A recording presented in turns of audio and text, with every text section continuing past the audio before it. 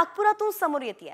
पतंग उडवण्यासाठी वापरण्यात येणाऱ्या मांजाचा धोका लक्षात घेता नागपूरमधील 14 उड्डाण पूल आज वाहतुकीसाठी बंद ठेवण्यात आलेत। उड्डाण पुलावरून वाहतूक करत असताना पतंगाच्या मांजामुळे होणारे अपघात आणि जीवितहानी ही टाळण्यासाठीच हा मोठा निर्णय घेण्यात आलाय। या सगळ्याचा आढावा घेतलाय आमचे प्रतिनिधी पराग ढोबळे यांनी। पाहूयात।